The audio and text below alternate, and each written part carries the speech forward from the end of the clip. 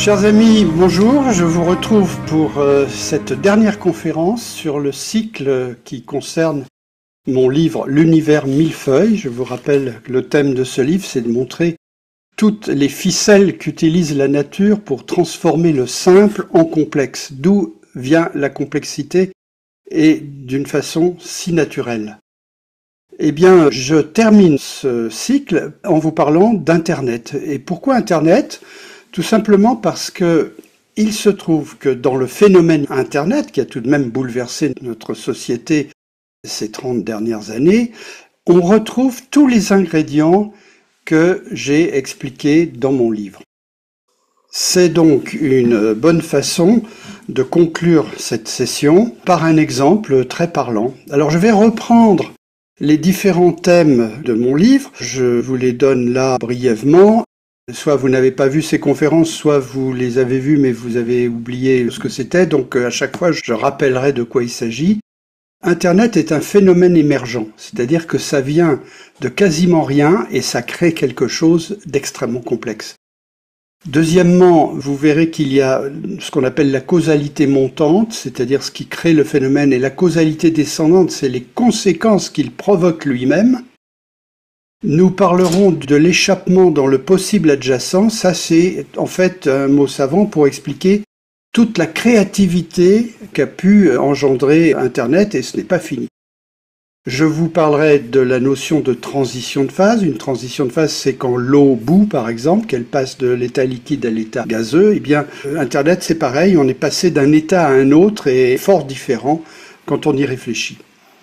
Les phénomènes complexes se déroulent en général entre l'ordre et le chaos dans une frange étroite, parce que le chaos ne permet pas de construire des choses complexes, l'ordre excessif non plus, c'est la mort, et la complexité se développe toujours à la frange, et c'est très exactement ce qui se passe avec Internet. Enfin, je vous parlerai d'entropie. Alors le mot est savant, mais entropie, vous pouvez assimiler ça à la chaleur. Internet dégage de la chaleur et ça, c'est pas très bon pour la planète. Et puis enfin, je vous parlerai de la façon dont fonctionnent les GAFAM et vous verrez que c'est assez sophistiqué. C'est un effet catalytique. Ces réseaux comme Google ou Facebook, etc., ont un effet catalytique sur la société. C'est-à-dire que ça favorise plein de phénomènes. Sont-ils bons, sont-ils mauvais? Je vous en laisse seul juge. Alors, pour commencer, je vais vous dire en deux mots comment est né le réseau. Ça date du début des années 60. Robert Taylor, un mathématicien et psychologue américain, travaille sur un projet de communication entre ordinateurs. À l'époque, les communications entre ordinateurs existaient déjà. Ceux qui ont mon âge se souviennent certainement de l'époque où en France, on utilisait Transpac, un réseau constitué par France Télécom, et Transpac permettait de transmettre des paquets, c'était des paquets d'informations, et ça permettait de transmettre des fichiers. Donc on pouvait envoyer d'une succursale à une autre dans une entreprise ou d'une entreprise à son client des fichiers aussi volumineux qu'on le souhaitait, et on pouvait aussi envoyer de la vidéo. Ce réseau Transpac était utilisé dans les premiers systèmes de vidéoconférence que j'ai vendus moi-même dans les années 80. Alors c'était très lourd, parce que là, vous voyez, on se branche sur Internet, vous êtes de l'autre côté, moi je suis de ce côté, tout va très bien, c'est très rapide, c'est très facile. À l'époque, non. Non, parce que c'était un réseau qui était très lourd, qui était centralisé. Si on voulait faire une vidéoconférence, il fallait appeler un service, réserver un créneau, d'un endroit à un autre. Et le moment venu, on se connectait.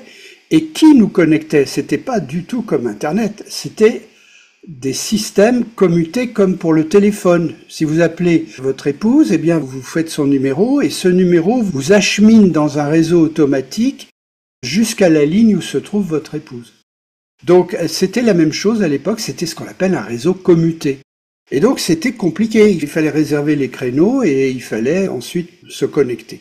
Pour vous dire comment c'était à l'époque, j'avais réservé moi un créneau pour une vidéoconférence un jour, et au moment où je me suis connecté, il se passait rien, j'ai appelé le service, Et là, une personne m'a dit, monsieur, nous sommes désolés, mais vous faites une conférence entre Paris et Lyon, mais il se trouve qu'à Lyon, il y a un homme politique qui passe actuellement et on va transmettre à la télévision française son discours. Et donc, nous avons bloqué la ligne pour lui. Eh bien, merci, ça sera pour une autre fois, voilà. C'est comme ça que ça fonctionnait. Et donc, l'idée de Robert Taylor, c'est de faire un réseau entre ordinateurs, mais qui ne passe pas par des services centralisés qui décident de vous allouer un temps, etc. C'est-à-dire un système libre où toute personne connectée peut contacter tel autre sans planification centrale. C'est-à-dire ce qu'on appelle aujourd'hui un réseau distribué. Un autre terme qu'on emploie pour Internet, c'est peer-to-peer en anglais, de pair à pair, un réseau entre pairs.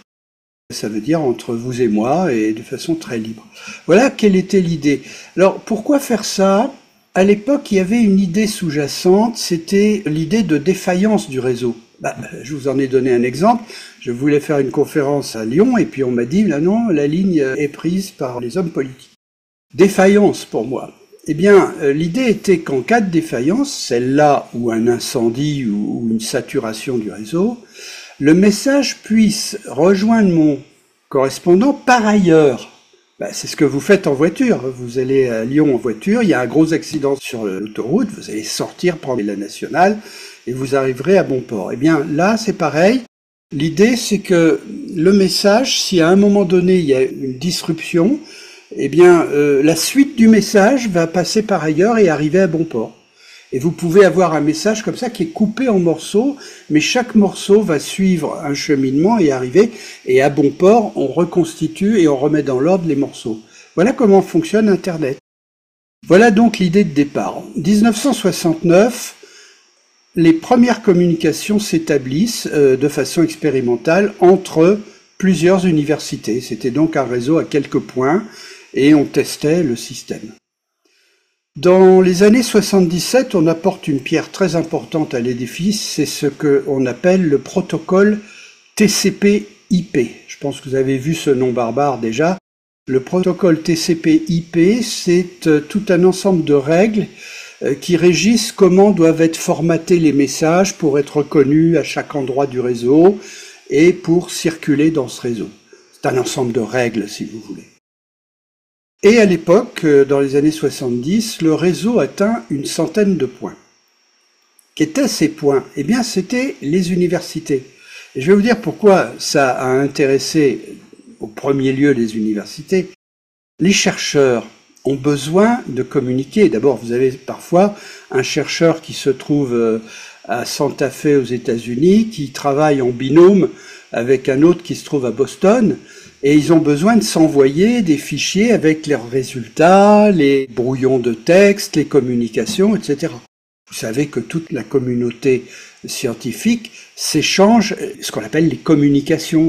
Alors aujourd'hui, c'est très très organisé, c'est-à-dire que vous avez des sites spécialisés et quand un chercheur a trouvé quelque chose, il envoie sa communication, ce sont des documents de 7-8 pages, il envoie sa communication dans un de ces sites.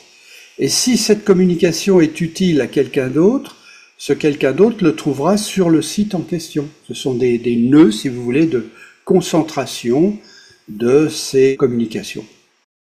Alors, les chercheurs ont commencé à faire cela, et puis ils ont assez vite découvert quelque chose d'intéressant.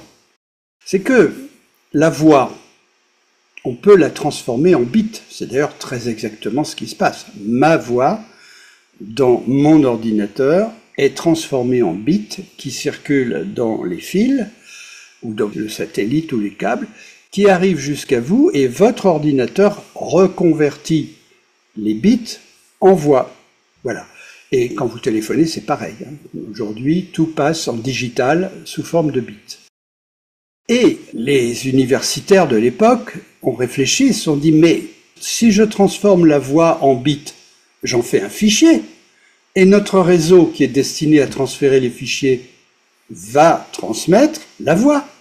Et ils ont commencé à mettre des petits programmes en place pour transformer la voix en bits et la transmettre comme un fichier. Aujourd'hui, ça paraît ridicule, on se dit mais quel intérêt? Moi, je me souviens de l'époque, et je sais très bien qu'à l'époque, les communications téléphoniques entre pays étaient très coûteuses, et bien évidemment, les universités ne sont pas des institutions très riches, et donc, comme il y avait des chercheurs qui voulaient communiquer entre l'Europe, les États-Unis, le Japon, etc., on leur mettait des contraintes très fortes, c'est-à-dire qu'ils avaient droit à un maximum de 5 minutes, il fallait qu'ils aient l'approbation double approbation de leur chef et du comptable de l'organisation avant de pouvoir téléphoner comme ça à l'étranger. Alors pour eux, ça a été une libération de pouvoir parler aussi longtemps qu'ils le souhaitaient dans un réseau qui était les prémices du réseau Internet. Début des années 90, c'est l'expansion de la toile, c'est-à-dire que ces petits systèmes de fichiers commencent à gagner les PC. Et effectivement, le début des années 90, c'est le début des PC. On ne parlait pas des smartphones à l'époque, mais c'était des PC, les PC portables, enfin, on commençait à s'équiper de PC. Alors moi, j'étais bien placé pour connaître ça, parce que j'étais vice-président de Sony Europe à l'époque, et j'avais toute une équipe d'informaticiens à mes ordres, donc j'ai pu très vite leur demander ce que c'était et comment ça fonctionnait. Alors je vais vous dire comment j'ai découvert la merveille d'Internet. C'est très simple. Quelque chose qui devait être très compliqué est devenu très rapide et très simple. Qu'est-ce que c'était? Ma fille partait étudier aux États-Unis à l'université de Caroline du Nord. Elle me dit, papa, est-ce que tu pourrais m'aider parce que voilà, il faut que je loue la chambre, et puis c'est pas tout, la chambre, il faut louer la lingerie, et puis il faut faire ouvrir le compteur d'eau, et etc., etc. Et en plus, c'est une chambre que je partage avec une Australienne, donc il faut lui demander son avis à elle aussi. Alors là, je me dis, ouh là là là là, l'Australie, les États-Unis et moi, je vais aider ma fille, bien évidemment, mais ça va me prendre un temps. Eh bien, pas du tout. Voilà ce qui s'est passé. J'ai contacté l'université qui m'a envoyé un texte et m'a dit, voilà une checklist, vous avez la literie pour le lit, le téléphone, le compteur d'eau, etc. Et dans cette checklist, il y avait des espèces de signes cabalistiques. J'ai compris que c'était des adresses, c'était l'adresse avec l'arrobase. Et c'est la première fois que je voyais cet arrobase. Je n'avais jamais vu ça avant. Et quand j'en ai parlé à mes informaticiens qui, eux, étaient déjà au courant, ils m'ont dit, bah oui, c'est une adresse Internet, voilà comment vous faites. Alors j'ai appris à le faire, comme vous avez vous appris à envoyer des emails. J'ai envoyé ça, et le lendemain, grâce au décalage horaire de l'Australie et décalage horaire des États-Unis, le lendemain, en arrivant au bureau, j'avais la réponse à toutes mes questions. Alors j'ai reposé quelques autres questions, j'ai contacté la fille en Australie et je lui ai dit, est-ce que vous voulez avoir une armoire dans la chambre ou est-ce que vous vous contentez d'une table, etc., etc. Le lendemain, j'avais les réponses, je les confirmais à l'université et le surlendemain, tout était fait. Voilà, c'est ça Internet. Alors depuis, ça a évolué. Maintenant, il y a eu un événement extrêmement important en 2007, c'est Steve Jobs qui annonce l'iPhone. Alors là, ça a été la généralisation d'Internet. Avant, c'était dans les entreprises entre PC, et puis là, tout d'un coup, ça commençait à passer dans le grand public parce que les gens s'équipaient d'ordinateurs personnels. Et alors là avec le smartphone, tout le monde s'est retrouvé relié. Et donc aujourd'hui, c'est de l'ordre de 4,5 milliards d'internautes qui sont reliés grâce essentiellement au téléphone. Entre parenthèses, je parlerai de la rapidité des transitions comme celle-là, mais regardez la date qui est indiquée, c'est 2007. Vous imaginez le chemin qui a été parcouru depuis cette époque. Alors maintenant, une petite anecdote, c'est qu'en France, Internet était un enfant non désiré. Non désiré, oui. On a regardé Internet de travers quand ça a commencé à gagner la France. C'était l'administration des télécoms. Eh oui, elle voyait cela de travers. Pourquoi? D'abord, Internet, c'est gratuit. On reparlera de cela après. Alors c'est pas tout à fait gratuit puisque vous payez un abonnement à Orange ou autre pour votre boîte Internet. C'est ça qui est utilisé en partie pour créer le réseau Internet. Et puis il y a aussi tout ce que vous payez sans le savoir. On verra ça à la fin de la conférence. C'est tout ce que vous payez par les données qu'on collecte à votre sujet. C'est une façon de payer qui n'est pas douloureuse. Eh bien, ceci choquait les dirigeants de France Télécom parce que les services qu'ils avaient démarrés, eux, dans les services modernes, il y avait Transpac, dont je vous parlais. Transpac coûtait très cher pour une communication.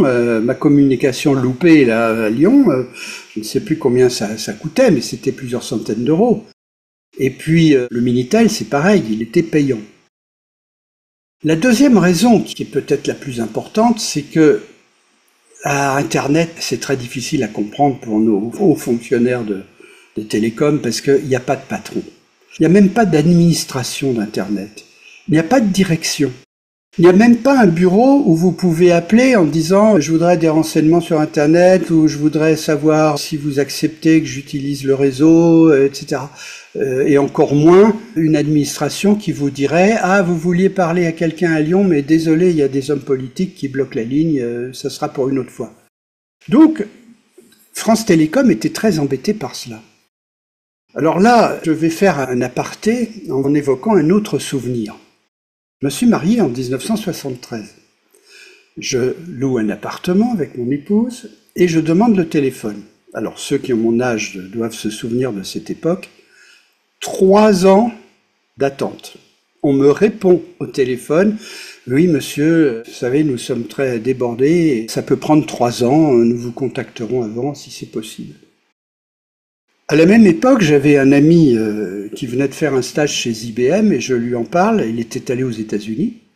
Et il me dit, ah ben aux États-Unis, je suis resté 2 mois, on m'a suggéré de louer une chambre. Et puis on m'a dit, tu peux appeler tel numéro pour le téléphone. Et la même liste que celle dont je parlais pour ma fille. Et il contacte l'entreprise de téléphonie et on lui répond, ah monsieur, nous sommes désolés, mais nous sommes très pris actuellement et ça va être long. On va faire tout notre possible, mais je vous garantis que d'ici 48 heures, vous l'aurez. Voilà la situation dans laquelle se trouvaient les États-Unis et dans laquelle se trouvait la France. Ce gap immense a été comblé grâce à une politique très agressive de Valéry Giscard d'Estaing à l'époque, qui a confié le projet d'installer toute la France en téléphonie moderne à un ingénieur des télécoms qui s'appelait Gérard Terry. Et Gérard Terry a conçu un programme extraordinaire d'investissement. Il est même allé jusqu'à construire une industrie de façon à ce que nous n'ayons pas à acheter des milliards et des milliards d'euros de matériel aux Américains, aux Anglais ou aux Allemands. Et il a donc démarré pour ce projet une industrie française. Vous vous souvenez du nom d'Alcatel? Eh bien, Alcatel était né de ce projet. Et il a équipé la France. Ce qui fait qu'on m'a appelé avant les 3 ans, je crois qu'au bout de 2 ans, on m'a dit on peut installer votre téléphone. Et puis bon, 10 ans, 12 ans après, la France avait rattrapé son retard. Alors, pourquoi je vous raconte cette anecdote? C'est que vous voyez là un projet qui a été mené de main de maître, d'une façon extrêmement directive, c'est-à-dire en investissant de l'argent de l'État, de l'argent privé aussi, parce que Gérard Terry a démarré des fonds d'investissement.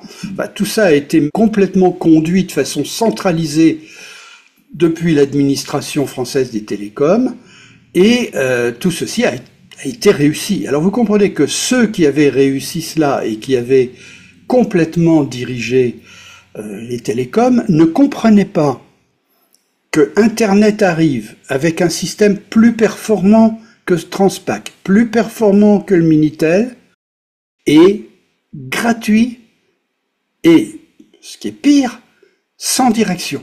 Comment est-ce possible? On a très mal vu la chose parce que bon, ça remettait complètement en question le pouvoir de l'État. Alors le premier réflexe a été d'interdire, dire ah non, il ne faut pas laisser entrer ça en France. Seulement, comme il suffit de se connecter c'est un peu comme le téléphone autour de vous. Alors je sais que certains pays comme la Russie arrivent à bloquer complètement Google.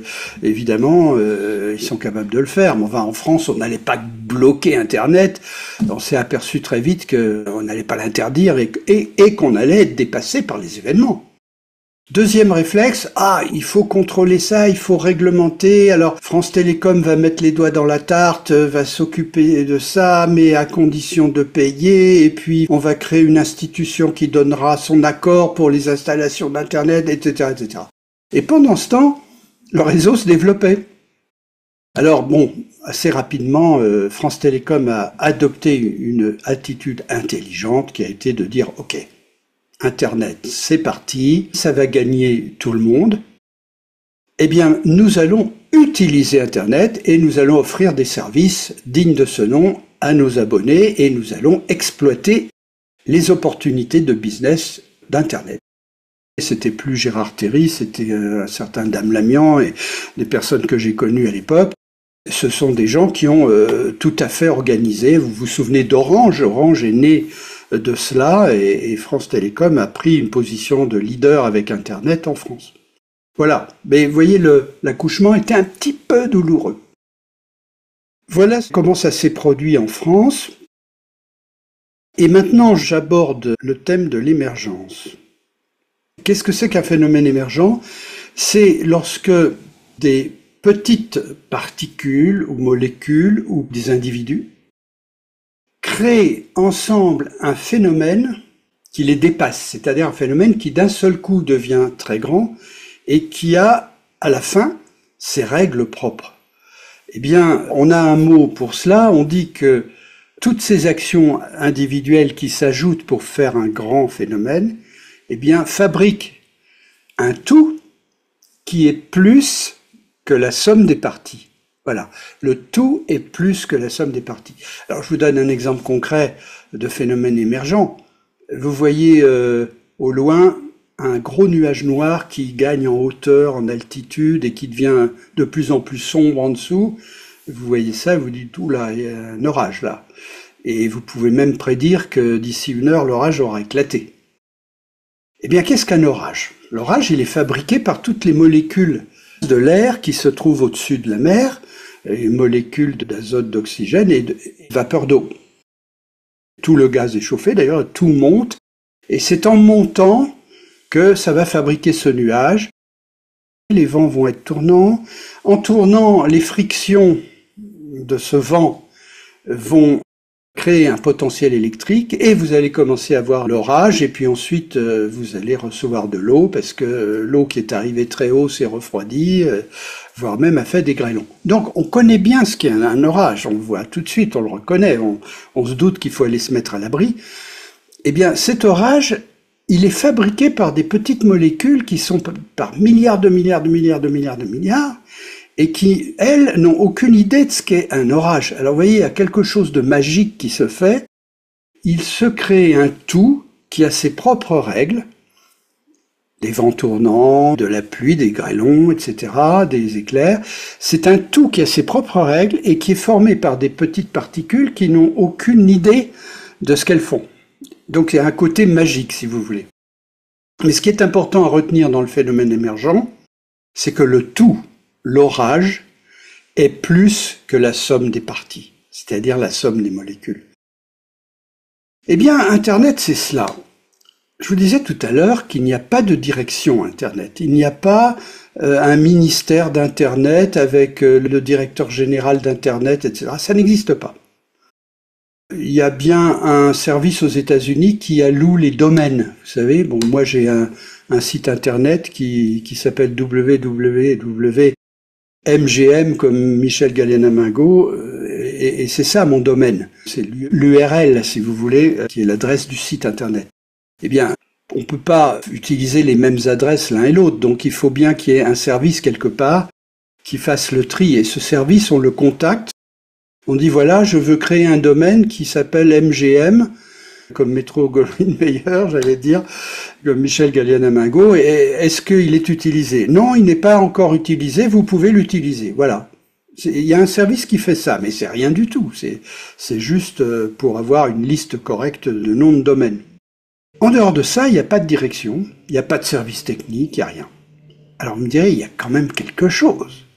Eh bien oui, ce quelque chose, c'est un petit manuel technique de 150 pages, la taille d'un livre de poche, dans lequel il y a deux choses et rien d'autre.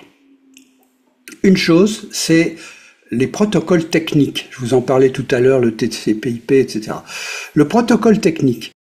Comment sont formatés les paquets d'informations, de bits? Comment ils transitent? Quelles règles de priorité sont utilisées quand il se passe ceci et cela? Comment sont-ils encodés, décodés? Voilà. Et puis il y a une deuxième partie du livre qui sont les règles de comportement. Alors, je vous donne une règle dont on parlera tout à l'heure. Si vous voulez vous connecter, alors vous, c'est pas vous, individu, hein, c'est France Télécom qui, par exemple, veut connecter son réseau français au réseau canadien. Eh bien, France Télécom va contacter son homologue au Canada et dire, voilà, je voudrais établir une ligne, etc. Eh bien, si vous vous connectez, une règle, c'est que une fois connecté, celui à qui vous êtes connecté devra accepter tous vos messages. Il ne peut pas trier, si vous voulez. C'est ce qui marche mal en Union soviétique ou en Chine, hein, parce que là, eux, ils ont besoin de trier. Alors, voici comment ça se passe. C'est écrit dans le livre. Si vous vous connectez au Canada, le Canada devra accepter tous vos messages. Réciproquement, vous recevrez des messages du Canada. Vous devez les accepter tous. Voilà. Et donc, si quelqu'un ne respecte pas ce livre, eh bien, la partie opposée lui dit « Attendez, vous jouez pas le jeu, donc je vous déconnecte. » Ou alors, vous respectez les règles.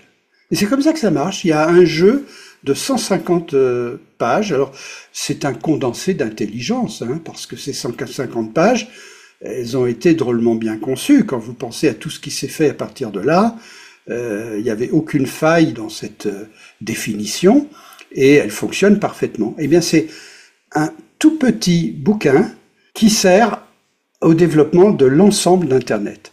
Et là, vous comprenez comment les petites parties, les parties dans le monde, c'est les entreprises comme France Télécom, ensuite derrière, il y a vous et moi. Eh bien, toutes ces parties se rejoignent dans le phénomène Internet grâce au petit livre de 150 pages, et ça forme quelque chose de extrêmement complexe. Alors, je parle de phénomène émergent parce que le point de départ est extrêmement simple, un petit bouquin, et le résultat, c'est une toile mondiale que vous voyez représentée ici, qui couvre l'ensemble de la planète et qui relie 4,5 milliards de personnes entre elles. Alors vous vous dites peut-être, mais comment se font les investissements? Oui, l'Atlantique est traversé par des câbles, ça coûte cher de poser un câble entre deux continents. Qui fait ça? Puisqu'il n'y a pas de service centralisé, il n'y a pas d'investissement centralisé, comment ça se passe? Eh bien ça se passe par ajouts successifs en fonction de l'intérêt des parties prenantes elles-mêmes. Concrètement, France Télécom se développe, France Télécom commence à prospecter les entreprises pour les connecter par Internet, et puis il y a des entreprises qui disent à France Télécom on va résilier notre contrat, parce que quand on envoie des messages ou qu'on veut des vidéoconférences ou autres avec les États-Unis, c'est mauvais. La bande passante est mauvaise, il nous faut 1 heure pour transférer un fichier. Donc nous allons vous quitter, et nous avons entendu dire que British Telecom avait un système qui marchait beaucoup mieux. Alors à ce moment-là, France Télécom, pour conserver ses clients et pour les faire payer, pour tirer ses revenus, va décider, elle, société France Télécom, va décider d'un investissement d'un câble. Alors souvent, les gros investissements comme ça sont partagés, c'est-à-dire que France Télécom va contacter Telecom Italia et puis une société espagnole, et puis comme ils ont le même problème, ils vont se mettre à 3, ils vont faire un câble. Mais une fois que le câble est fait, eh bien, il faut accepter les communications des autres, c'est toujours le même raisonnement. Et donc vous avez ainsi une toile de communication qui s'est formée et qui se forme par ajouts successifs. J'insiste toujours, il n'y a pas un service central avec un DAF qui organise l'investissement, etc. Ainsi se sont faites toutes ces lignes et elles évoluent au cours du temps. On est obligé d'accroître les capacités, mais toujours avec ce principe d'usage général. Alors là aussi, je vais citer un mot que vous y aviez trouvé dans une de mes conférences et qui n'a rien à voir avec Internet puisque je l'avais cité à propos des êtres vivants. Je vous avais dit qu'un être vivant s'auto-assemble. Vous avez un très bel exemple qui est le fœtus. Tout démarre d'une cellule. Cette cellule se divise en deux, puis ça en fait 4, et puis ça en fait 8. Et toutes ces cellules se mettent au bon endroit et commencent à fabriquer quelque chose qui ressemble à un être vivant, puis à la fin, un être complet. Là, c'est pareil. Il n'y a pas un directeur qui dit « Ah, toi, tu es une cellule de foie, toi, tu vas là-bas. Toi, tu es une cellule de cœur, c'est là que ça se passe. » Non, il n'y a pas de chef d'orchestre. L'être humain se fabrique tout seul. C'est l'auto-organisation. Alors, il y a quand même une information qui permet de faire cela. C'est l'information génétique. Et c'est le gène qui donne aux cellules des modes de comportement qui font que la cellule elle-même va savoir qu'il faut être dans le foie et pas à côté. C'est un petit peu le petit bouquin de 150 pages d'Internet. Et nous, c'est un petit bouquin qui est beaucoup plus grand, puisque le gène humain représente à peu près la même quantité d'informations que, à l'époque, l'Encyclopædia Britannica, de, je sais plus, 15 ou 20 volumes. Et donc, nous avons aussi notre petit livre, petit au sens qu'il est très condensé, il se trouve dans notre génome, dans le génome de chaque cellule, à vrai dire, mais grand en termes d'information. Il fallait bien ça pour faire un être humain. On appelle ça l'auto-assemblage, et c'est comme ça que se fabrique le réseau Internet. Alors maintenant, je vous présente une photo qui ressemble beaucoup à la précédente. Je vous rappelle la précédente, qui était le réseau Internet. Vous voyez des points et des fils entre les points. Bon, là, les points, quand on regarde la Terre de loin, ce sont des grandes villes. Mais si on regardait de plus près ce réseau, les points, c'est vous et moi. C'est votre ordinateur, votre téléphone, mon ordinateur. C'est ça, les points. Et il y en a 4,5 milliards. Donc ça, c'est le réseau d'Internet. Maintenant, la photo que je vous présente là, vous avez deviné, c'est le cerveau. Le cerveau est aussi fait de mailles. Les points blancs que vous voyez là sont des neurones, et ces neurones sont reliés entre eux par des fils. Ces fils portent le nom d'axones ou dendrites. Eh bien, je me suis amusé, voyant la similarité entre un cerveau humain et Internet, je me suis amusé à les comparer. Alors d'abord la toile, je vous ai dit 4,5 milliards de points. Chacun est connecté à quelques centaines d'autres. Quelles sont vos connexions à vous ? Il y a toute votre famille à qui vous envoyez des WhatsApp, il y a votre entreprise et les clients à qui vous envoyez des emails, il y a tous les sites internet que vous consultez tous les jours. Bon, ça veut dire que dans le réseau de la toile de la page précédente, votre point à vous est relié à 200, 300 ou un millier de fils, quoi. Qu'en est-il du cerveau ? Alors le cerveau, c'est pas 4 milliards et demi de points, c'est 80 milliards de neurones. Un seul cerveau présente 20 fois plus de points que l'ensemble de la toile mondiale. Mais là où la différence est encore plus flagrante, c'est dans ce qu'on appelle le taux de connexion. Je disais que sur Internet, vous êtes connecté à quelques centaines d'autres points. Un neurone de votre cerveau est connecté à 5 à 10 000 autres neurones. 5 à 10 000. 80 milliards, j'ai calculé que c'était à peu près le nombre d'arbres qui existent dans la forêt amazonienne. Eh bien, si vous pensez que les arbres sont liés par des lianes, c'est-à-dire les dendrites et les axones, eh bien, vous imaginez que chaque arbre de la forêt amazonienne soit lié à d'autres arbres par 10 000 lianes. Et qui plus est, certaines de ces lianes vont à l'autre bout de la forêt amazonienne, à 5000 km de là.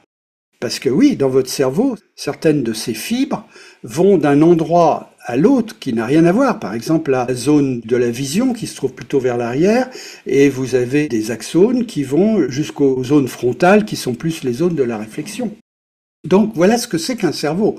C'est une forêt amazonienne dont tous les arbres sont liés aux autres par 10 000 lianes.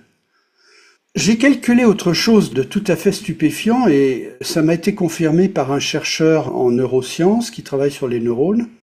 J'ai calculé quelle devait être la longueur de toutes les connexions que vous avez dans le cerveau, c'est-à-dire la câblerie de votre cerveau. Toute cette câblerie, mis bout à bout, ça fait 10 000 fils par neurone, 80 milliards de neurones, tout ça mis bout à bout, ça représente une longueur qui est de l'ordre de 900 000 km. 900 000 km, c'est plus que l'aller-retour à la Lune.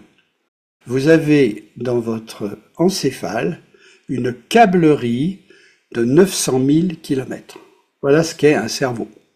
Alors, quand vous écoutez cela, vous dites, mais c'est incroyable, mais donc le cerveau humain est beaucoup plus complexe que la toile mondiale. C'est vrai, mais il y a une grosse différence. La différence, c'est que dans le cerveau, nous avons des transmissions qui se font par de la matière qu'on appelle humide, c'est-à-dire de la matière vivante. Pourquoi humide? Parce que vous le savez, la chair, c'est vrai de la matière grise ou des neurones, c'est essentiellement fait d'eau. Et donc, les signaux électriques transitent dans notre cerveau par ce qu'on appelle l'influx nerveux. Ce sont des petits ions qui se promènent, c'est-à-dire des petits atomes chargés, mais c'est beaucoup plus lent que les électrons dans le réseau d'Internet ou dans le réseau interne de votre PC. Et donc là, il y a une très grande différence. C'est que, oui, notre cerveau est beaucoup plus complexe que l'ensemble d'Internet, mais si on parle en termes de quantité d'informations et de rapidité de transmission, alors là, le cerveau est très très loin derrière. Il y a un sujet que je vais aborder plusieurs fois aujourd'hui et qui sera peut-être l'objet de ma prochaine conférence, c'est l'intelligence artificielle. Nous avons un cerveau qui est beaucoup plus complexe que toute intelligence artificielle. Mais vous voyez, un avantage énorme de l'intelligence artificielle, c'est qu'elle ne fonctionne pas avec des liaisons humides, elle fonctionne avec des liaisons filaires dans lesquelles les électrons se promènent quasiment à la vitesse de la lumière. Donc, c'est beaucoup plus rapide et on peut traiter une masse d'informations considérable. C'est ce qui rend l'IA aujourd'hui surprenante, c'est qu'on sait qu'elle n'est pas intelligente. Le terme intelligence artificielle aujourd'hui, au moins, est faux. L'intelligence artificielle est très bête. Seulement, elle est capable de stocker 200 milliards de pages Internet, elle est capable de stocker tout ça et de faire naviguer très vite l'information, et c'est pour ça que l'intelligence artificielle nous dépasse sur certains points. Alors bon, pour vous donner l'ordre de grandeur, si je prends un simple PC, le PC qui est devant moi, l'information, les bits si vous voulez, qui sont transmis, je les envoie par la fibre sur Internet et c'est un débit qui est de l'ordre de 200 à 2000 kilobits en moyenne par seconde. Disons 2 mégabits si vous voulez. Voilà ce que transmet Internet, vous le savez. Le cerveau humain est limité à une centaine de bits. Vous voyez, 100 par rapport à 2 milliards. Vous voyez le rapport. Oui, parce que 100 bits par seconde, c'est à peu près le rythme de votre cerveau. Vos neurones se rafraîchissent dans votre tête en permanence, avec une fréquence qui est de l'ordre de 100 fois par seconde. Vous sentez rien, mais ça se passe à peu près 100 fois par seconde. Et donc là, vous voyez l'immense différence, et je n'ai pris qu'un PC médiocre comme le mien, je ne vous dis pas dans un data center extrêmement gros pour l'intelligence artificielle, le nombre d'opérations par seconde qui se fait, c'est considérable. Donc voilà, comment on peut comparer? Le cerveau est beaucoup plus grand en tant que réseau que le système planétaire de la toile Internet, mais en revanche, la toile, elle, peut fonctionner beaucoup plus rapidement et brasser beaucoup plus d'informations que le cerveau. Autre caractéristique des systèmes émergents, c'est ce qu'on appelle la causalité montante et la causalité descendante. Je représente sur ce dessin ce que ça signifie.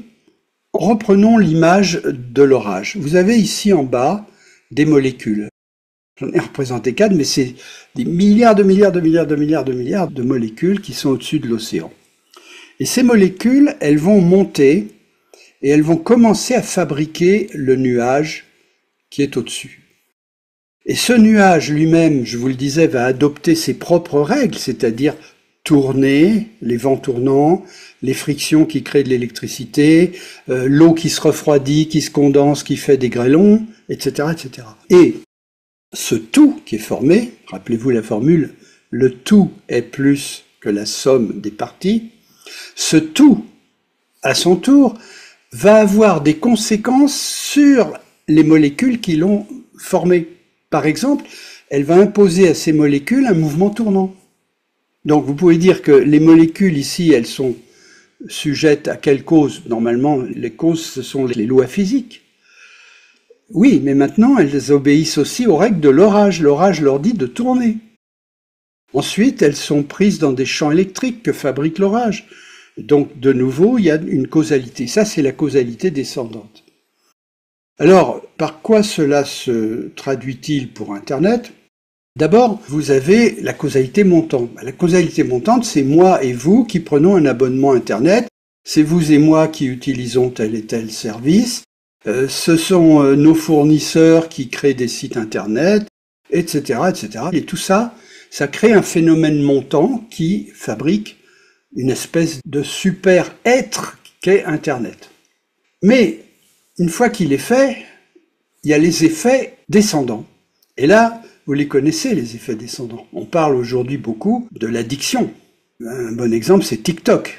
Je ne sais pas si vous avez déjà utilisé TikTok, mais on prend TikTok, on regarde une vidéo, et puis TikTok termine la vidéo, vous en présente une autre. Ah non, elle me plaît pas, je l'enlève. Il présente une troisième, ah je la regarde. Et puis la quatrième, non, je l'enlève. La cinquième, j'enlève. Et la sixième, ah oui, celle-là, je vais la regarder. Ah oui, non, elle m'intéresse pas, je l'envoie. Mais quand vous faites ça, et vous baladez votre doigt à chaque fois, vous indiquez à TikTok ce que vous aimez et ce que vous n'aimez pas. Et vous avez un très gros ordinateur de l'autre côté qui stocke tout ce que vous aimez et ce que vous n'aimez pas. De façon à vous présenter toujours la bonne vidéo qui suit celle que vous avez vue avant, de façon à ce que vous soyez addict à TikTok. Voilà comment ça marche.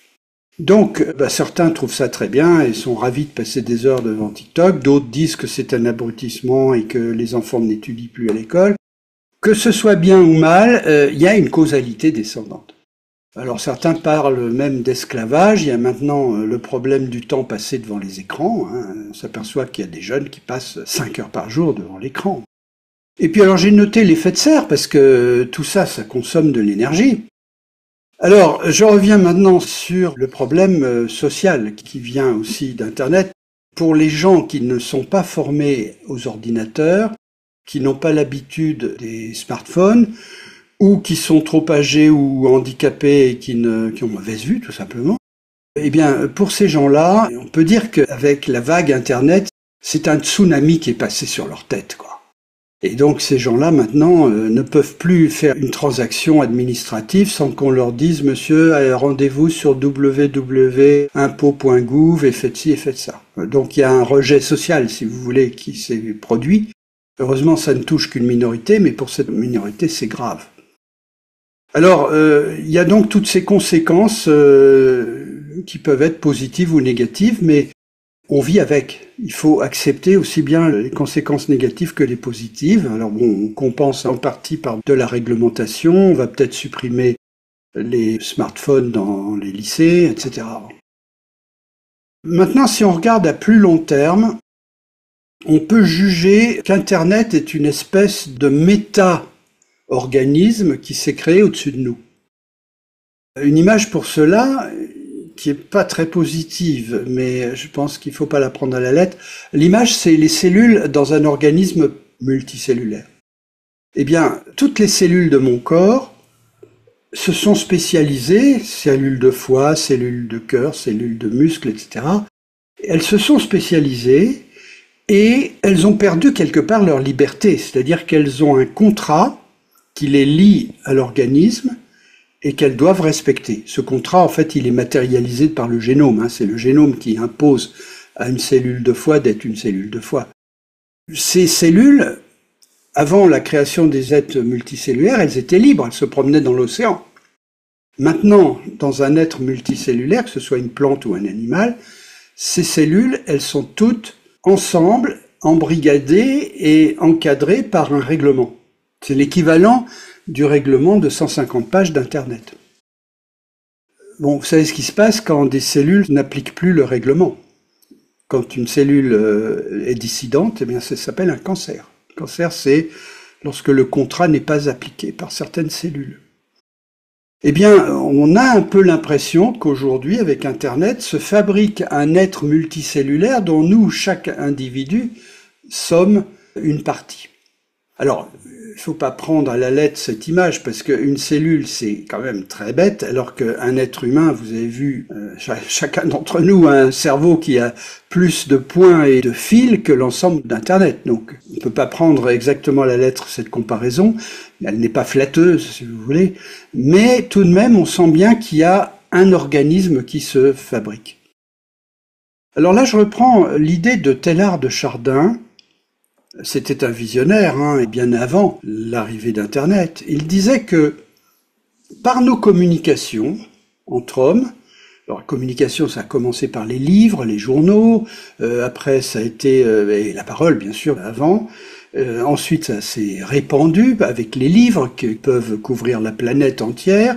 Et puis, ça s'est sophistiqué avec la télévision, avec, avant la télévision, le téléphone.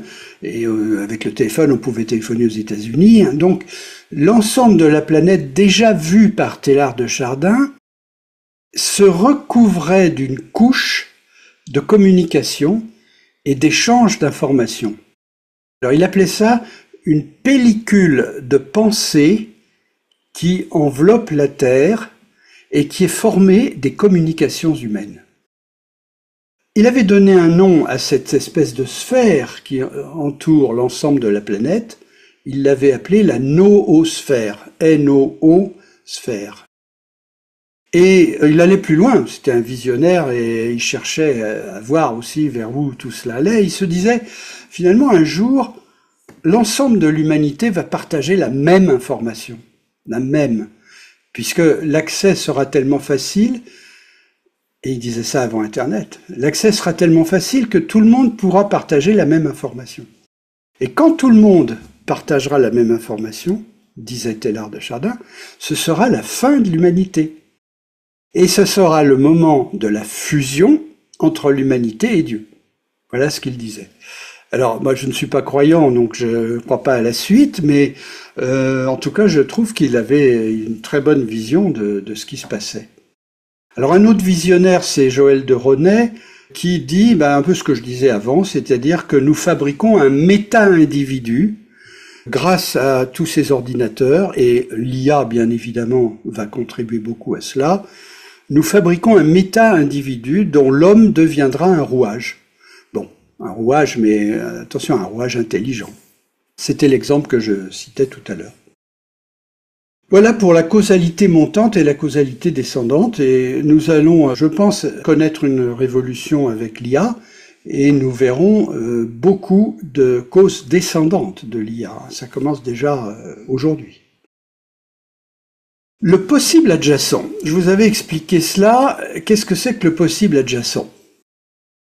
Je trace un cercle qui est l'existant. Moi, je suis au centre de ce cercle, et l'existant pour moi, c'est la même chose pour vous, l'existant pour moi, c'est l'ordinateur devant moi, c'est la fenêtre où je vois la rue et les arbres, c'est ce que je peux faire là, c'est-à-dire vous parler, etc.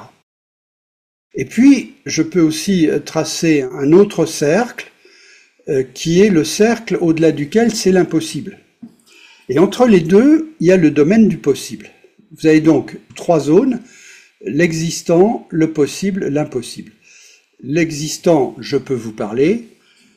Le possible, je peux aller dans la pièce à côté parler à mon épouse. Et l'impossible, c'est je peux sauter par la fenêtre et m'envoler dans les arbres. Donc il y a trois zones, il y a l'existant, le possible et l'impossible. Mais qu'est-ce qu'on appelle le possible adjacent? C'est le possible qui est tout près, c'est-à-dire le possible qui est immédiatement accessible. Vous pouvez mettre fin à cette conférence si elle vous ennuie. Vous appuyez sur le bouton « Terminé ». Donc ça, c'est le possible adjacent. C'est ce que vous pouvez faire immédiatement. Vous écoutez ma conférence, vous allez probablement apprendre certaines choses, réfléchir à certaines choses, c'est dans le possible adjacent, mais il y a aussi des limites. Ma conférence, elle a ses limites aussi. Donc, vous voyez, il y a ce qui est disponible immédiatement. On avait appris dans la conférence consacrée au possible adjacent que la nature se répand toujours le plus possible dans le possible adjacent. Évidemment, elle ne peut pas se répandre ailleurs, elle se répand forcément dans ce qui est disponible à un moment donné. Mais elle se répand là-dedans. On dit la nature a horreur du vide, c'est tout à fait ça. La nature va toujours gagner tout ce qui est possible. Dès qu'il y a une opportunité, dès qu'il y a une brèche, dès qu'il y a une ouverture, dès qu'il y a quelque chose de nouveau, la nature va s'y propager. Ce sont donc de nouveaux risques et de nouvelles opportunités. On voit bien que Internet a apporté quelque chose de nouveau. À l'époque de Transpac, c'était très difficile d'innover parce que vous aviez toute la lourdeur administrative de France Télécom, il fallait réserver à l'avance, enfin, tout était très compliqué. Alors qu'aujourd'hui, ces choses-là se font sur un clic instantanément. Et donc, Internet a apporté une quantité absolument énorme d'opportunités qui sont toutes à la marge de l'existant. Et qu'est-ce qu'on trouve à la marge ? On trouve une start-up qui a l'idée de créer des réseaux entre les familles qui veulent échanger des biens, c'est Le Bon Coin. Et puis vous avez une autre start-up qui décide un nouveau système pour que les gens puissent se transmettre de l'argent, c'est les crypto-monnaies, etc., etc. Des start-up qui inventent des nouveaux services quasiment quotidiennement. Et tout ça, c'est le petit cercle qui est là et qui grandit. C'est une somme d'opportunités considérable. Ce sont des services d'une très grande valeur. Moi, j'y pense quand je prends ma voiture et que j'utilise le GPS et que je vois la carte défiler sur mon tableau de bord. À chaque fois, je pense à l'époque où je devais prendre une carte et comme mon épouse ne savait pas lire les cartes, c'était moi qui devais le faire. Alors, il fallait arrêter la voiture, lire la carte, je me trompais, etc., etc. J'y pense à chaque fois, je vous le garantis. Chaque fois que je mets en marche le GPS, je pense à cette époque. Alors ce sont des services de grande valeur et je pense aussi à chaque fois que c'est gratuit. Je ne paie rien pour un service de très très grande qualité où on a fait des cartes de la moindre petite ruelle de tel endroit en Yougoslavie. Tout ceci est disponible grâce à des cohortes de satellites, le système Galilée par exemple, qui envoient et reçoivent depuis ma voiture. C'est quand même extraordinaire. Gratuitement, vous imaginez ? Alors, c'est un Eldorado qui s'est présenté pour les startups. Évidemment, il faut qu'elles trouvent l'argent pour fonctionner. Donc, moi, je dis que c'est gratuit. Vous allez voir pourquoi c'est gratuit. C'est pas tout à fait gratuit, en fait. Mais les startups, elles, il faut qu'elles trouvent leurs revenus à chaque fois et qu'elles trouvent leur business model, comme on dit. Et tout ceci a créé, évidemment, une immense productivité dans les entreprises. En fait, beaucoup d'entreprises, quand vous êtes client à titre de particulier, elles vous font faire le travail qu'elles faisaient avant. C'est-à-dire que vous allez taper votre commande sur Amazon. Avant, quand on commandait, il y avait une personne qui était au bout du fil et qui vous disait « Ah oui, je vous en mets combien et pouvez-vous me dicter votre adresse ? Attendez, j'ai pas entendu, vous pouvez redire ?» Voilà ce qui a été remplacé par Internet. Donc c'est une très forte productivité. C'est ce qui va se produire avec l'IA. Je ferai une comparaison entre l'IA et Internet.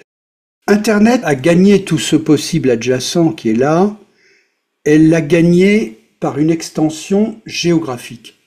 C'est-à-dire qu'Internet a commencé à relier vous et moi, les Américains, les Canadiens, etc. L'ensemble du globe a été gagné par Internet, donc c'est une extension que je qualifierais de géographique ou d'horizontale si vous voulez. L'IA, c'est une extension verticale en profondeur.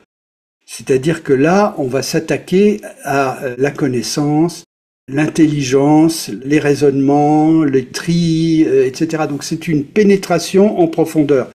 Donc si on représentait cela sur ce dessin, on pourrait dire que une pellicule s'est formée avec Internet et que maintenant cette pellicule va être percée par toutes les applications de l'IA qui vont aller gagner tous les domaines du possible.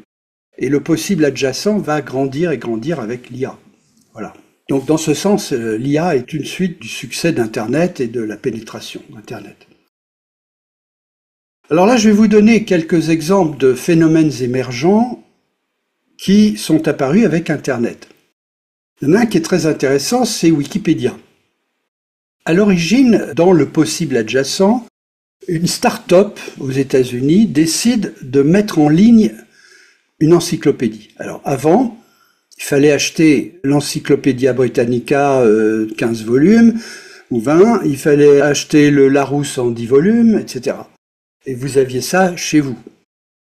Cette start-up qui s'appelle Nupedia se dit on va mettre toute cette information en ligne. Et donc, quand vous voudrez consulter, d'abord, vous n'aurez pas toutes les étagères de votre bibliothèque prises par l'Encyclopædia Britannica. Et puis, surtout, ça sera facile, vous prendrez votre ordinateur et vous poserez la question. Alors, cette entreprise n'a pas marché. Et pourquoi? Parce que certes, elle apportait une valeur ajoutée intéressante en termes de rapidité de communication, mais les créateurs n'étaient pas allés assez loin. Ils étaient restés dans un modèle éditorial ancien, c'est-à-dire qu'ils avaient imaginé que comme pour Larousse ou Encyclopædia Britannica, il fallait au centre quelqu'un pour rédiger les articles. Il fallait un professeur de chimie pour réaliser tel et tel article. Il fallait des metteurs en page pour mettre tout ça sur Internet. Il fallait des relecteurs, ben oui, il faut vérifier les articles. Et tout ça, c'était une infrastructure qui restait aussi lourde que celle qui existait chez Larousse ou l'Encyclopædia Britannica. Et c'est pour ça que la start-up a raté. Le chef du projet, Larry Sanger, que vous voyez là, se dit « on a loupé le projet, je vais en fonder un autre ». Et dans cet autre projet, il n'y aura pas de rédacteur à payer, il n'y aura pas de relecteur à payer, il n'y aura pas de metteur en page, etc., etc. Je vais faire un petit bouquin, on revient, vous voyez, sur l'idée d'Internet, les 150 pages qui définissent Internet. Eh bien, Wikipédia, je vais faire un petit bouquin, je vais écrire comment ça va fonctionner, et je vais créer le logiciel dans lequel se mettent les articles. Mais je ne vais pas les remplir d'articles, c'est pas moi qui vais les remplir d'articles. J'offre le canevas, le petit bouquin, le système Internet, le logiciel, avec des cases vides. Et j'ouvre aux bénévoles le système. Et ainsi, un professeur de chimie a pu décider de faire un article sur un thème qui lui plaisait, un autre sur un autre thème, et ils ont commencé à mettre des articles, gratuitement. Et le projet a très bien marché, au point qu'un an après, il y avait déjà 100 000 articles aux États-Unis dans cette base de données. Et donc Wikipédia, déjà avec 100 000 articles, si vous voulez, avait passé le cap pour exister, et à partir de là, ça a été une croissance très rapide. Évidemment, ça s'est étendu à tous les autres pays, et c'est devenu le 7e site le plus consulté dans le monde, avec 55 millions d'articles maintenant. 55 millions de fois, des professeurs, des savants ou des personnes qui connaissaient un sujet, 55 millions de fois ont écrit un article. Voilà comment ça marche. Le tout dans 309 langues. Alors, je ne terminerai pas sur Wikipédia sans dire qu'ils ont un peu de soucis à se faire, parce qu'avec l'intelligence artificielle, ça chahute quand même beaucoup leur modèle. Je vous donne mon exemple personnel. Je sais beaucoup de choses en sciences, mais j'ai quand même besoin de vérifier. J'utilisais régulièrement Wikipédia pour le faire, d'autant plus que je me suis vraiment aperçu à la longue que Wikipédia en sciences est très fiable. Peut-être parce que la science, c'est un domaine qui est assez codifié, donc une fois qu'on a fait un article, il a été relu par 2 ou 3 scientifiques qui ont mis des objections. C'est comme ça que ça marche sur Wikipédia. Vous mettez un article et il y a des modérateurs qui sont eux-mêmes bénévoles et qui regardent et qui disent « Ah non, là c'est insuffisamment documenté, on n'accepte pas votre article, il faudrait que vous documentiez mieux et citez vos sources. » Et c'est pour ça qu'en science, je pense que c'est très fiable. Par contre, on se perd un peu entre les articles, il faut appeler un article, puis un autre, alors il y a des liens entre eux, donc c'est facilité. Mais quand même, l'intelligence artificielle, vous posez votre question, vous avez la réponse. C'est quand même beaucoup plus confortable. Alors moi aujourd'hui, c'est vrai que j'utilise les deux. Quand c'est quelque chose d'assez superficiel, j'utilise l'IA. Si je veux vraiment des références et être sûr qu'en rédigeant mon propre livre, je ne raconte pas des bêtises, alors là, j'utiliserai plutôt Wikipédia. Mais vous voyez, je suis déjà un utilisateur qui utilisait 100% Wikipédia, qui maintenant utilise 50-50. Alors, il est certain que si demain, une intelligence artificielle se fait sur les sciences, bien là, j'utiliserai plus Wikipédia, probablement. Donc tout ça change, voilà. Alors un deuxième exemple de phénomène émergent, c'est les crypto-monnaies. Qu'est-ce que c'est qu'une crypto-monnaie? Qu'est-ce que c'est que le Bitcoin? Alors, revenons aux sources. L'idée du Bitcoin, c'est de pouvoir, entre vous et moi par exemple, échanger une somme d'argent comme si nous envoyions un email. Je veux vous envoyer 50 €, vous m'envoyez votre adresse Bitcoin, je tape sur un ordinateur votre adresse, je mets 50 €, je clique et c'est parti. Vous recevrez le Bitcoin sous quelle forme? Pour le recevoir, il faut que vous ayez un portefeuille, wallet en anglais, il faut que vous ayez un portefeuille virtuel, c'est un logiciel, vous avez un portefeuille et mes 50 € en Bitcoin vont tomber dans ce portefeuille. Voilà comment ça marche. Alors, vous voyez tout de suite que ça échappe complètement aux autorités monétaires. Ça échappe aux banques et ça échappe aux banques centrales. C'est-à-dire que c'est devenu une véritable monnaie qui échappe au contrôle des banques centrales. Et donc vous retrouvez un peu cette logique d'Internet. Vous avez un petit manuel qui définit les protocoles, je vais en reparler. Et une fois que ce petit manuel est fait, les gens se connectent entre eux et vous avez un système qui échappe à tout contrôle. Il n'y a pas de direction du Bitcoin. Il n'y a pas de service technique du Bitcoin. Ça n'existe pas. Il y a un système qui a été fait. Alors pour qu'il marche, il faut un petit livret au départ. Et ce petit livret, c'est un mystère, on ne sait pas qui l'a fait. On cite toujours un nom, le créateur du Bitcoin, qui est un certain Nakamura. Personne ne sait qui est Nakamura. On ne sait pas si c'est un japonais comme son nom l'indique ou si c'est un américain qui a pris le nom. Il se passe pas 2 ans sans qu'on entende « Ah, j'ai trouvé qui était Nakamura, c'est un anglais, il vit à Londres, etc. » Et on ne sait toujours pas qui l'a créé. Mais le livre est là, et le livre est un concentré d'intelligence, parce que tout ce qui a été écrit dans ce livre fonctionne depuis des décennies. C'est un concentré d'intelligence et le Nakamura en question devait être très intelligent. Alors on raconte évidemment que le sieur Nakamura est parti avec un paquet de Bitcoin. Ben oui, à l'époque le Bitcoin ne valait rien. Imaginez qu'il soit parti, puisque c'est lui qui a défini le Bitcoin, donc il a pu s'attribuer 1 million de Bitcoin. Si le Bitcoin vaut aujourd'hui, je ne sais pas combien, mais c'est de l'ordre de 50 000 $, 50 000 $ multiplié par 1 million, ça fait 50 milliards. Il est très riche, le sieur Nakamura, mais on ne sait même pas s'il existe, voilà. Alors en fait, l'histoire que je viens de vous raconter, elle est biaisée dans un sens à cause de la spéculation. Un des systèmes du Bitcoin, c'est de limiter le nombre de Bitcoin. Il est limité. C'est comme l'or, si vous voulez. L'or a de la valeur parce que l'or est limité sur Terre. Alors évidemment, si on ouvre une nouvelle mine d'or, ça va faire un afflux d'or sur le marché, ça va faire baisser un peu la valeur de l'or, mais comme par ailleurs il y a de l'or qui se perd, au total vous avez une masse d'or qui est à peu près fixe et qui est limitée. C'est ça qui fait la valeur de l'or. Une monnaie ne peut avoir une valeur que si elle est limitée. Et donc ça a été inscrit dans le petit bouquin de Nakamura. Il y a une limite. Le fait qu'il y ait une limite crée de la spéculation.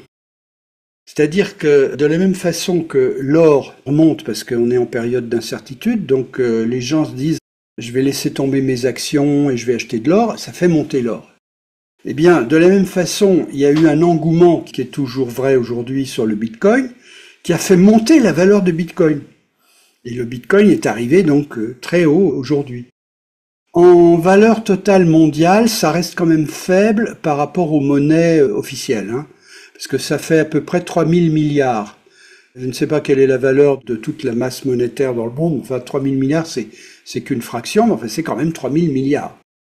Il y a une très forte spéculation sur le Bitcoin, ce qui fait que dans l'esprit des gens, on a un petit peu oublié ce qu'était le Bitcoin au départ, c'est-à-dire un moyen de paiement, et on pense maintenant que c'est surtout un moyen de spéculation. Et c'est de la spéculation pure, parfaitement pure, parce que le Bitcoin, c'est rien du tout, c'est totalement virtuel. Voilà ce qu'est le Bitcoin. Alors, maintenant, je termine sur le fait que le Bitcoin est extrêmement énergivore. Pourquoi? Le Bitcoin, et c'est prévu dans le petit livre de Nakamura, présente un système pour ne pas être attaqué par les hackers. Évidemment, vous vous doutez bien qu'à partir du moment où il y a un système avec 3 milliards d'euros, vous vous doutez bien que ça tente beaucoup les hackers. Donc il faut une véritable forteresse pour défendre cela. Si il y avait une autorité centrale, une banque centrale, cette banque fabriquerait la forteresse. De même que vous avez de l'argent à la BNP, cet argent, quand vous le mettez à la BNP, il est défendu. Parce qu'à la BNP, il y a un service qui s'occupe de ça, de mettre des mots de passe, de vérifier, de changer le système au fur et à mesure que les hackers essayent de le pénétrer, etc. Donc vous avez toute une organisation. Dans le Bitcoin, il n'existe pas cette organisation centrale. Il n'y a pas de service central de la sécurité.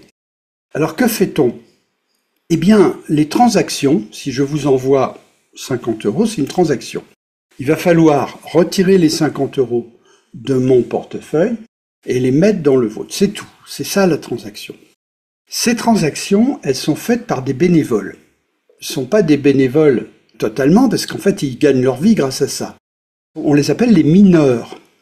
Et ces mineurs, on leur dit, voilà, Michel Galiano-Maingot vient de demander une transaction. Alors le mineur la prend et il faut qu'il l'enregistre dans un registre central qui est prévu par le petit livre de Nakamura. Il y a un registre central où il doit l'inscrire. Mais inscrire cette transaction est très difficile pour que justement n'importe quel hacker ne puisse pas inscrire Michel Galiano-Maingot a donné 5 millions d'euros à un tel. Alors, pour rendre la transaction très difficile, le sieur Nakamura a inventé un calcul. Il y a un calcul à faire qui est un calcul compliqué. Par exemple, des calculs de factorisation de nombres premiers, c'est des calculs qui sont utilisés aussi par les banques pour le cryptage. Donc, ce sont des calculs très compliqués. Et les mineurs, qui sont des bénévoles, sont en concurrence pour réaliser ce calcul. Et en fait, il va y avoir une dizaine de mineurs qui vont chacun prendre ma transaction, qui vont faire tout le calcul, très compliqué. Et celui qui aura fait le calcul le plus vite, c'est lui qui va enregistrer ma transaction et les autres l'auront fait pour rien. Donc tous ces mineurs vont faire un calcul très compliqué pour enregistrer simplement ma transaction. Qui dit calcul très compliqué dit consommation électrique.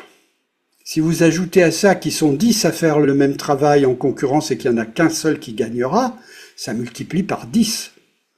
Et donc, le résultat de tout ça, c'est que le Bitcoin, qui reste quand même un phénomène peu répandu, il faut bien dire, je doute que quelconque d'entre vous utilise le Bitcoin, peut-être quelques-uns.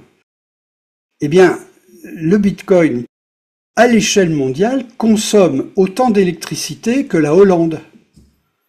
Et tout ça pour simplement passer des écritures.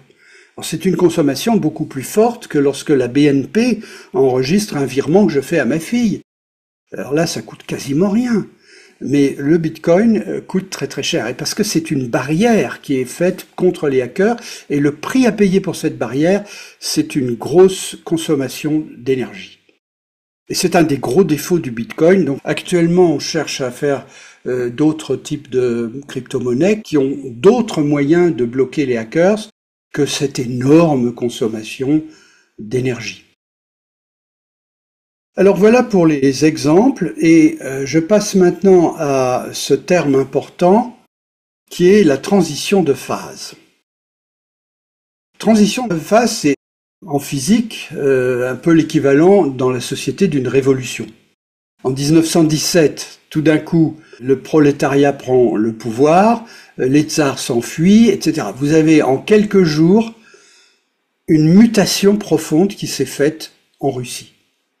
Eh bien, une transition de phase, c'est un phénomène physique qui se produit de cette façon-là. Sur cette bouilloire, vous en avez un exemple, vous voyez de l'eau qui commence à bouillir. Et ce qui va se produire est assez rapide, puisque l'eau met juste quelques minutes à bouillir, et vous allez passer d'un état liquide à un état gazeux. Phase, c'est ça, on parle de la phase liquide, phase gazeuse, et on a une transition de phase. On pourrait dire une transition d'état. On passe d'un état à un autre, et vous reconnaîtrez avec moi que le nouvel état est très différent du précédent. Quoi de plus différent que de l'eau liquide que je peux toucher et de la vapeur d'eau que je ne peux pas toucher et qui est même invisible. Là, quand je vous parle, j'y mets plein de vapeur d'eau. Si je mettais une vitre froide, on verrait qu'il y a de la vapeur d'eau. Mais là, vous ne la voyez pas. Donc, c'est un changement d'état qui est très radical. Tout le milieu change. Eh bien, c'est ce qui s'est passé avec Internet et c'est ce qui se passera avec l'IA. Ce sont des moments où les choses changent très très vite et de façon très drastique. Donc, ça crée beaucoup d'opportunités d'un côté, la société en bénéficie énormément, et ça crée en même temps des inconvénients. Je vais citer quelques caractéristiques de la transition qu'on appelle l'ébullition, et je vais vous donner l'équivalent dans le programme Internet. Première caractéristique, c'est le changement d'état. Eh bien, avec Internet, on a changé une société où la communication se faisait par fax, par téléx, par téléphone, et on a changé ça par une communication qui est instantanée ou quasiment instantanée à partir de nos PC et nos smartphones.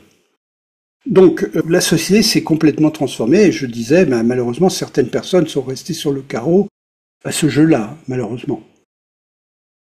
Autre caractéristique des transitions de phase, c'est que ce qui fait l'état liquide ou l'état gazeux, ce sont les relations entre les molécules. Oui, une molécule d'eau liquide, une molécule d'eau vapeur, c'est toujours une molécule d'eau, elle n'a rien changé. C'est simplement les relations entre les molécules qui sont différentes. Dans le récipient d'eau, les molécules sont collées les unes aux autres, mais elles glissent l'une sur l'autre, l'une sur l'autre, l'une sur l'autre. Imaginez une cuve que vous avez remplie de billes d'acier. Vous pouvez brasser les billes, ça fait un peu comme un liquide, elles passent l'une contre l'autre, mais par leur poids, elles restent finalement collées les unes aux autres. Lorsque la température monte, à un certain moment, les molécules d'eau vont commencer à se séparer et s'entrechoquer, et elles finissent par se libérer. Et là, elles deviennent de la vapeur. Les molécules de vapeur sont libres, sont individuelles. Alors elles s'entrechoquent, il y a des chocs de permanence, mais elles sont libres et elles peuvent circuler aussi loin qu'il le faut. Donc on passe d'un mode de relation à un autre, où on peut parler aussi de corrélation. Dans l'eau, les molécules sont corrélées les unes aux autres, c'est-à-dire que le mouvement de l'une se transmet tout de suite aux voisines. Eh bien, c'est un peu ce qui se passe à l'envers dans Internet, c'est-à-dire que Internet crée une corrélation entre les individus.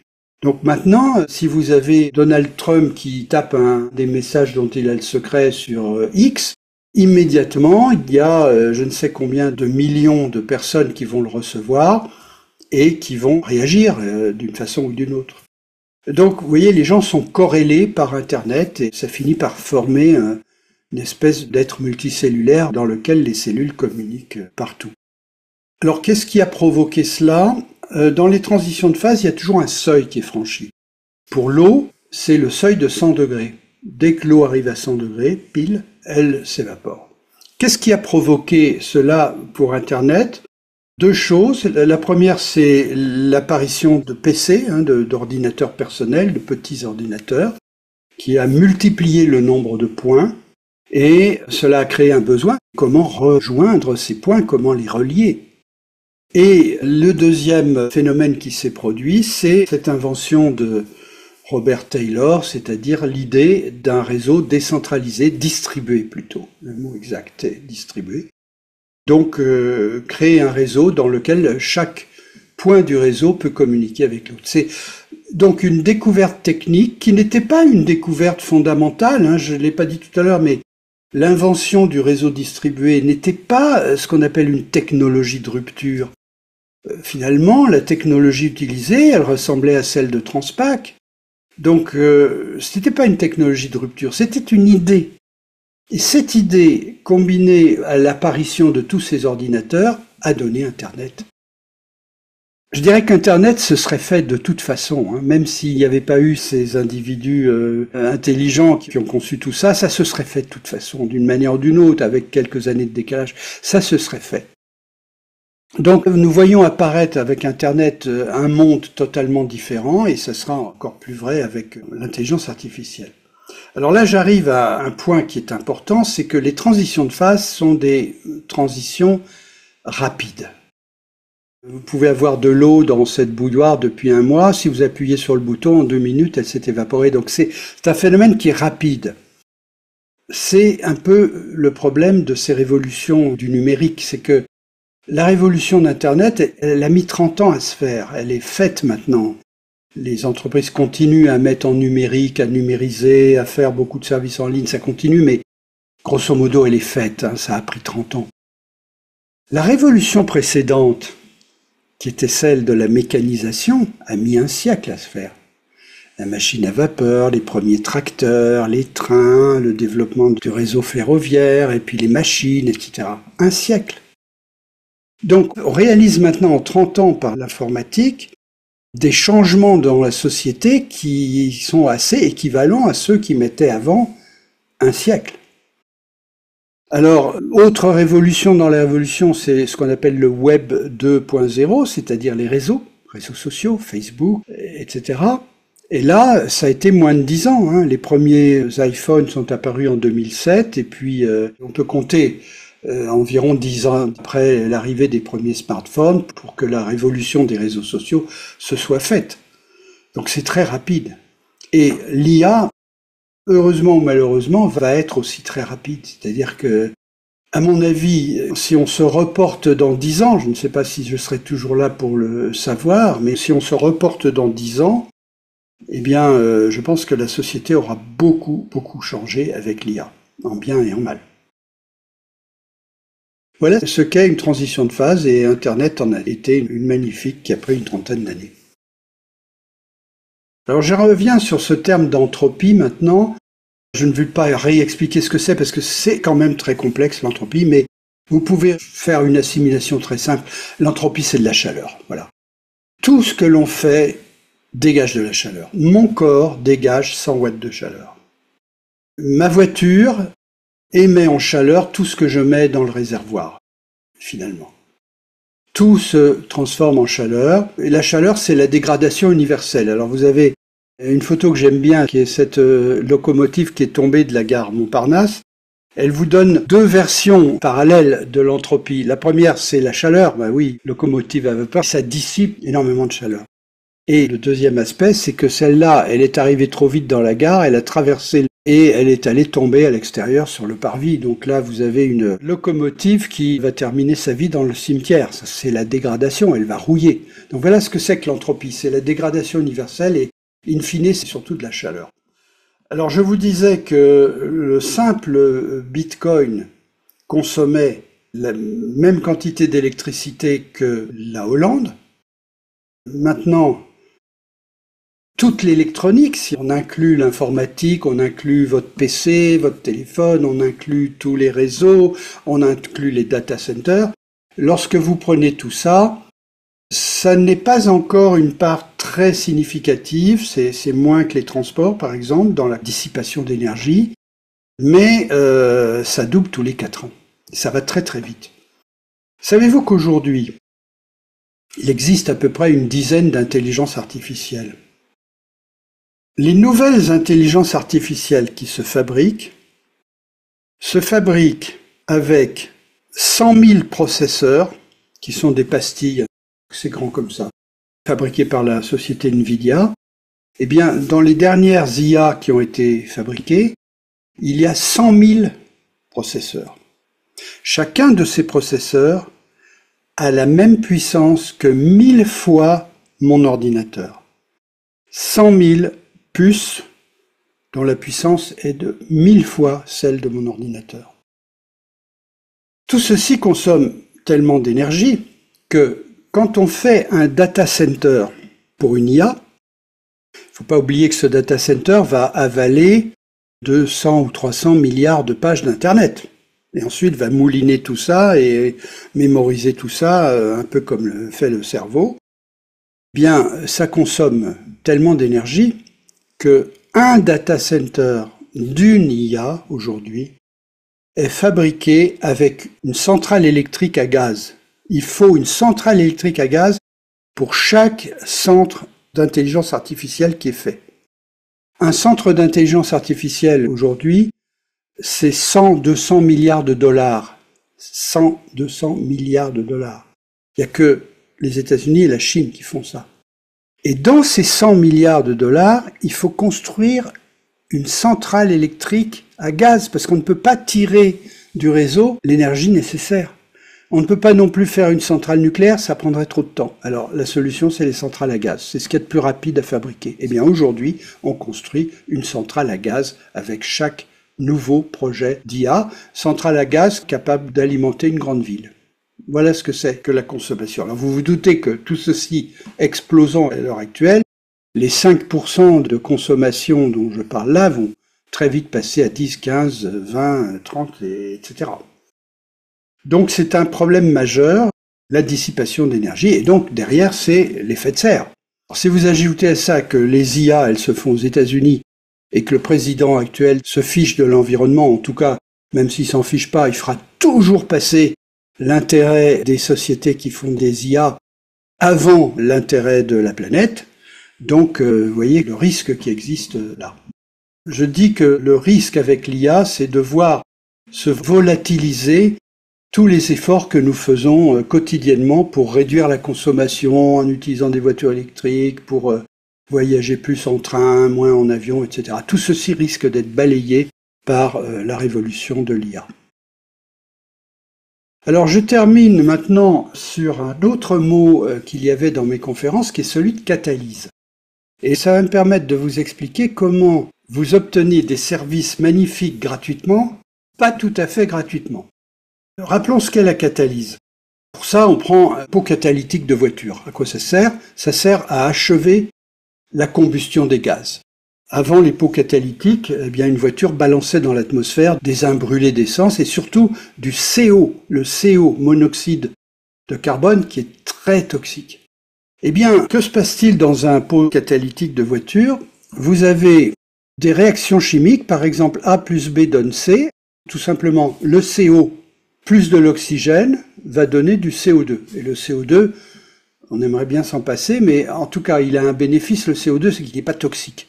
On ne meurt pas en descendant acheter sa baguette de pain s'il y a des voitures dans la route, parce qu'elles émettent du CO2 qui n'est pas toxique. Alors que se passe-t-il? C'est parce que dans le pot catalytique, il y a d'autres substances D, ce sont des alvéoles métallisés, et donc il y a ces substances D qui sont catalytiques et qui font se produire la réaction. Le CO et l'oxygène, qui sont rejetés par une voiture ancienne, par exemple, dans l'air, ne réagiront jamais ensemble. Jamais. Même s'ils se rencontrent, ils ne réagissent pas. Pour qu'ils réagissent, il faut un catalyseur. Et c'est ce qui se passe dans le pot catalytique. Le catalyseur favorise la réaction. Vous remarquez que D n'intervient pas dans la réaction. La réaction, c'est A plus B donne C, il n'y a pas de D. Donc D est un produit externe à la réaction, mais qui favorise la réaction. Et D reste disponible pour faire de façon répétitive la catalyse de cette réaction, de façon multiple. Maintenant, vous allez comprendre que les sociétés qui vivent d'Internet sont très souvent des catalyseurs. Qu'est-ce que Uber? Vous allez me dire, c'est une société pour transporter les gens.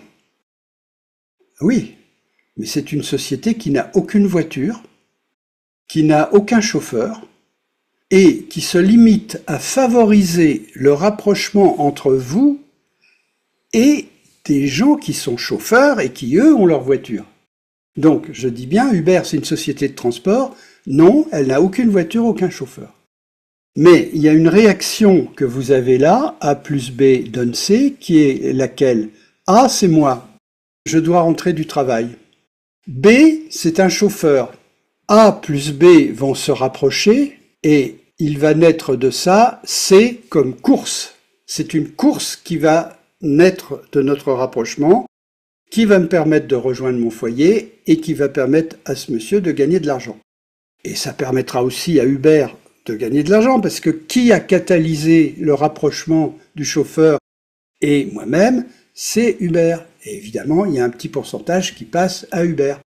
Petit pourcentage qui, multiplié par des millions de voitures, fait de grosses sommes. Alors voilà ce que c'est qu'un catalyseur. Vous voyez que Uber n'est pas une entreprise de transport. Uber est un catalyseur qui favorise des transports individuels. Alors Facebook, c'est pareil. C'est une entreprise qui favorise les interactions entre amis. Alors j'aime bien les amis. Personnellement, j'en ai pas beaucoup parce que je suis totalement réfractaire à Facebook, mais ce sont des rapprochements. Alors je veux pas cracher dans la soupe. Facebook apporte beaucoup de biens et de services à des gens qui veulent être tenus au courant de ce que fait la famille et pouvoir leur envoyer des messages, etc. Ce que fait Facebook, qui est là, c'est une catalyse. C'est-à-dire que Facebook catalyse votre interaction avec les autres. Et ça vous permet d'échanger des photos de vacances, etc. Et c'est gratuit. Alors si on s'arrêtait là, on dirait très bien, finalement Facebook c'est une entreprise de charité qui catalyse mes relations familiales. C'est pas tout à fait gratuit, pourquoi? Parce que Facebook va vous pomper quelque chose de façon invisible. Facebook va vous pomper des données qui valent de l'or. D'ailleurs, il y a un débat actuellement, c'est que maintenant Facebook branche son intelligence artificielle pour qu'elle se nourrisse des informations vous concernant. On voit que vous étiez en vacances en Slovénie, que vous avez acheté une planche de surf de telle marque, etc., etc. Donc on apprend des choses sur vous, vos déplacements et ce que vous consommez. Et donc il y a un débat actuellement parce que certains disent « Oh là là, on nous pompait les données, mais maintenant, chez Facebook, c'est l'intelligence artificielle qui pompe nos données, donc ça peut aller beaucoup plus loin. » Bon, moi personnellement, je ne suis pas concerné, je ne suis pas sur Facebook, et en plus, personnellement, ça ne me gêne pas que mes données personnelles, l'endroit où je passe mes vacances et ce que j'achète, aillent dans une intelligence artificielle. Enfin, certains s'en préoccupent. Pour l'instant, Facebook gère ce débat en mettant une petite icône ronde bleue, que vous verrez peut-être, un petit bouton bleu. Si vous appuyez sur ce bouton, vous pouvez condamner la remontée d'informations vers l'IA et rester sur l'information bébête qui existait avant, qui est captée par Facebook. Voilà. Quelque part, ça veut dire que c'est pas totalement gratuit parce que vous payez cela par vos données qui valent de l'or. Et que va faire Facebook de ces données ? Elle va faire une seconde catalyse que vous ne voyez pas parce que vous n'êtes pas concerné. Elle va catalyser la publicité des entreprises. C'est-à-dire qu'elle va permettre à des entreprises de cibler les publicités. Donc, si moi je suis allé en Slovénie, comme par hasard, quand je regarde une vidéo comme mes conférences sur une chaîne YouTube, à la fin de la conférence ou même en plein milieu, ça s'interrompt et on va me proposer un voyage en Albanie. Bah oui, parce qu'ils savent que je suis allé en Slovénie, ils se disent ça l'intéresse peut-être d'aller en Albanie. Donc c'est ça qui permet de cibler les publicités. Alors, pour résumer, cette catalyse qui est offerte aux publicitaires, elle est payante. Et donc, il y a les dollars qui vont remonter. Alors, vous voyez que le business model d'une société Internet comme Facebook, ça peut être assez compliqué. J'offre un service qui catalyse les relations entre les gens me font confiance, je pompe les données sur leur consommation et leur déplacement, j'utilise ça pour faire une seconde catalyse qui est catalyser la pub, une catalyse qui est là professionnelle, si vous voulez, j'en tire un revenu, et c'est comme ça que je gagne ma vie. Alors ça permet d'offrir des services gratuits, et nous avons des services absolument merveilleux offerts par Google, par exemple, grâce à ce système-là. L'IA risque de changer tout ça. Hein. La partie professionnelle risque de changer, parce que là, il va y avoir probablement une précision beaucoup plus forte grâce à l'IA pour cibler les publicités. C'est pour ça qu'il y a une ruée vers l'or aux États-Unis sur l'IA. Hein. C'est que celui qui aura développé le système le plus performant gagnera en part de marché par rapport à Facebook, Google et compagnie, voire même fera disparaître certaines de ces sociétés. À mon avis, elles disparaîtront pas parce qu'il se trouve qu'elles sont elles-mêmes les championnes de l'IA, donc elles sauront comment faire évoluer leur système avec l'IA. Alors voilà ce que je voulais vous dire sur Internet. Vous voyez tous ces aspects sont développés dans mes conférences sur des sujets qui n'ont rien à voir, comme l'ébullition de l'eau. Et vous voyez comment, finalement, la nature utilise le simple pour faire le complexe. C'est vrai pour la création d'un être vivant. C'est vrai pour la création d'une étoile. Une étoile, elle est formée à partir d'un simple gaz. Et c'est vrai d'Internet. Vous avez ces petits fascicules dont je vous parlais qui créent un nouveau service, un nouveau mode d'interaction des hommes. Et tout ça développe ensuite une complexité infinie, dont le prolongement sera l'IA. Voilà, comme je vous donne toujours une petite phrase pour terminer, eh bien, je la centrerai sur l'IA en disant « À notre époque, on est fier des machines capables de penser et on doute des hommes qui essaient de le faire. » Voilà, prochaine conférence peut-être sur l'IA.